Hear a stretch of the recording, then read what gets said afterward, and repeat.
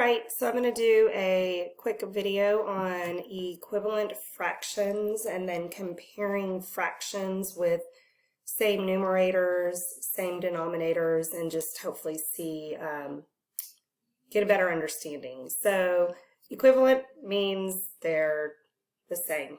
They got to be equal, right? Fractions are equal parts of a whole. So like up here I have from 0 to 1 is 1 whole.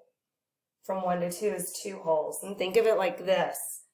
I have a Snickers bar and then I have another Snickers bar. So I have 2 wholes lined up, end to end. So if I take and divide these two into halves, this would be 1/2. This would be 2 halves, which is the same as 1 whole. So 2 halves is equivalent to 1 whole. Do you see that?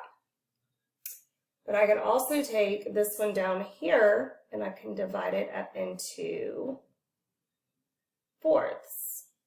So now this fraction, each unit is 1/4. Okay? So if I take and give you one of these pieces, I would give you 1/4, leaving me with 3/4. If I gave you 2 of the pieces, it would be 2/4. If I gave you 3 of the pieces, it would be 3/4. And if I gave you all 4 pieces, it would be 1 whole or 4/4. Okay? So let's just say that, oops, and I messed this up right here. This should be 1/2 because 1/2 and 1/2 equals 1 whole. Sorry about that. So do you see how 4/4 is equivalent or equal to 2 halves? So just 2 different ways to represent the fractions. Always draw those fractions out, okay?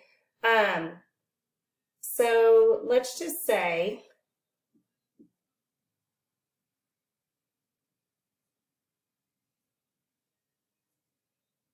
that I have another half over there. Okay, so how many halves would I have? So remember that this downstairs number, the denominator, that's the one on bottom, that describes how many equal parts there are to a whole. So I have 2 equal parts in this 1 whole. On this one I have 4 equal parts for the 1 whole. But if I have 2 wholes, okay, and I take 3 halves, how many would I have? How many halves would I have total? I would have 1/2, 2 halves, 3 halves. So that point on that number line would be 3 halves. And then the same down here. If I'm going to go right here, this would be 5/4. This would be 6/4. So this would mean that I would have 6/4 of the 2 wholes. Okay? And so for the comparing of the fractions, I'm going to flip my screen here. I pulled up our Orgo lesson. Okay. So you can look at these and you can decide which fractions are equivalent. So this top one here, I've got 2 halves that make the whole, right? So the shaded part is showing 1/2. So down here, which one of these has the same amount of area or space shaded as this top one? Is this area the same as that top one? Is this area the same? Or is this? I hope that you chose B, okay? And so I can look real closely at this and say I'm going to count my unit fractions. There's 1, 2, 3, 4, 5, 6, 7, 8. So there's 8 equal parts in the whole. So that means that my denominator is going to be 8. Okay, so for that particular one, my denominator is going to be 8.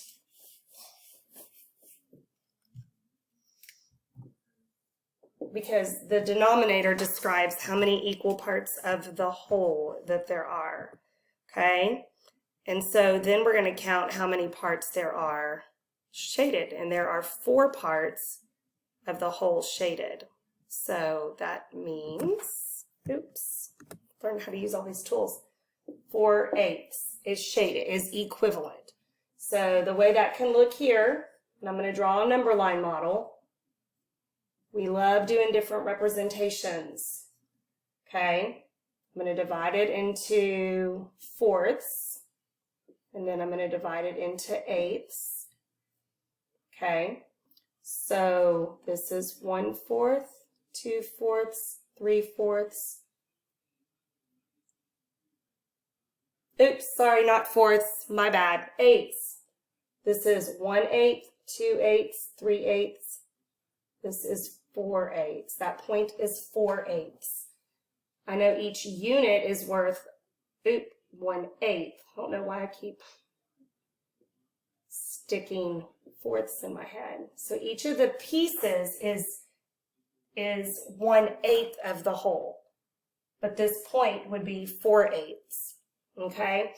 And so this one is equivalent to, in that other picture, remember my wholes, if I'm comparing fractions, I need to make sure that the lengths of my different models are the same. They can't be different sizes. It's like you can't compare a jumbo, one of those awesome jumbo Snicker bars to one of those teeny ones that you get when you go like trick-or-treating, okay? So I can say that 1/2 is equivalent or equal to 4/8. Okay, so when we're comparing, I'm going to go back to my screen. Okay, so push pause and see if you can work a couple of these correctly. Have your mom help you, have your dad, grandma, grandpa, whoever it is, help you. Okay, now I'm going to exit out of this one and go in here. All right, so take a look at these. Here, let me go back to this one. Take a look at these. So look at these different fraction. Look at the different fraction bars. Okay, do you notice how, look at the denominator, that's the downstairs number. So here's my 1/2, okay? So if I took another fraction bar that's this length, and put it right here, it would be equivalent to my 1/2. But this is just showing 1/2 of my whole. Can you see that? This right here is showing 1/3. So since my denominator is 3, how many more missing pieces would I need to add to equal my 1/2? Push pause. If you said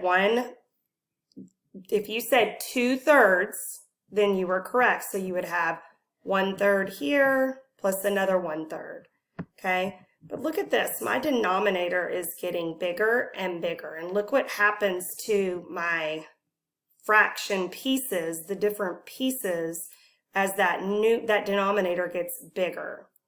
So that's just kind of an idea. You got to remember that if the bigger the denominator, the bigger it is, the smaller the piece will be. So I can tell that 1/12 is less than 1/10 because that means this 12 means that my candy bar or whatever it is was divided into smaller parts. Okay, and so here is a fraction bar. This would be something great if you could have someone print one out for you. I love them. And use this to help you. So if it wants you to compare 1/2, what is equivalent to 1/2?